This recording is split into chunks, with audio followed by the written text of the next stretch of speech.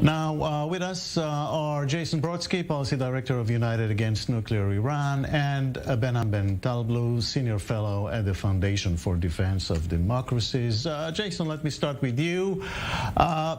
It is a bit too late, isn't it? It is.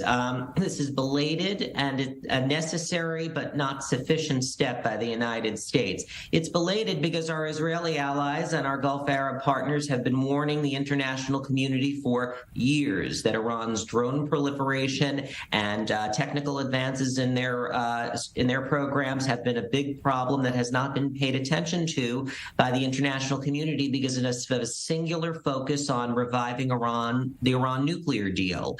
And it's a necessary but not sufficient step because, yes, a task force is a welcome investigation, but at the end of the day, a whack-a-mole approach to export controls is not going to deter the Iranian system from doing so, and that's why I do think the United States and its allies need to consider kinetic action potentially to deter the Iranian system from this proliferation.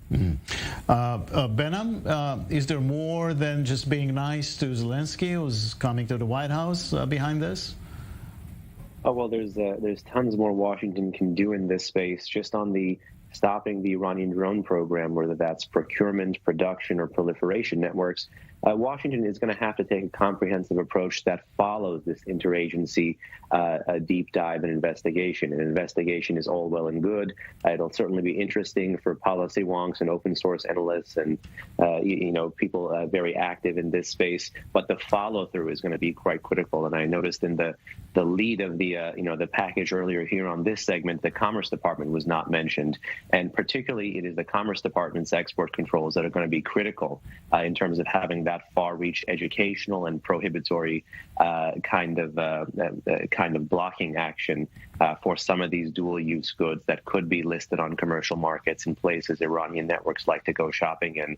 So action on the back end of this report is going to be critical, as well as sanctioning the domestic nodes of production inside Iran or inside Russia, as well as any kind of transfer, sale, or supply routes, as well as any banks or businesses that finance them. And then on the offsetting side, on the other side, to make sure the Ukrainians have the requisite short-range air defenses to devalue these drones. It's a good thing that 80 to 85% of the Russian drones that Iran has supplied have been knocked down, but that's 15% that is still killing innocent civilians and targeting innocent people there, as well as taking down civilian infrastructure. So that, too, has to be addressed. Right. Jason, if this is true and there are so many Western components in these Iranian drones, that goes to show you that sanctions are basically a joke, right? Well, I wouldn't say that they're a joke. I think that sanctions, it's one thing to have sanctions on the books, but we have an enforcement problem with a lot of these export controls. And as I said before, it's a real whack-a-mole approach. And let's also understand another thing.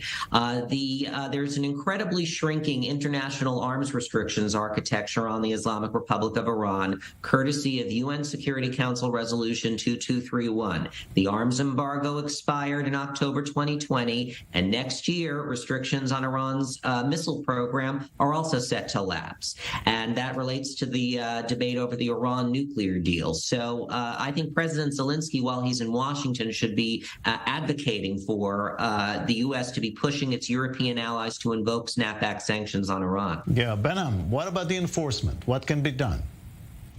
Well, there's, again, tons more than can be done.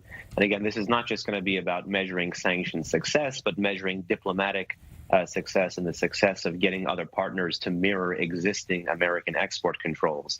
It's going to be about getting banks and businesses up to date about how Iranians obscure the end user. It's going to be about getting particular small and medium enterprises in Central and Eastern Europe, as well as in America, who deal with cutouts in Central and Eastern Europe, finding the ways that the Iranians may obscure transit routes or who actually will be using these things. So this is a long-term process that is going to have to be in place, which is why it's critical that the punitive side, the sanction side, and the deterrent and offsetting side, the short-range air defense side, is also supplied. We cannot wield one of these tools and expect it to prevent the growing Russian-Iranian partnership over drones, because this is something that is commercial. The U.S. and others have had quite a bit of success stopping things on the industrial scale, nuclear shopping, missile-related shopping, where there are other larger regimes. But drones, which rely on much cheaper commercial, kind of technologies and programs, have been able to slide through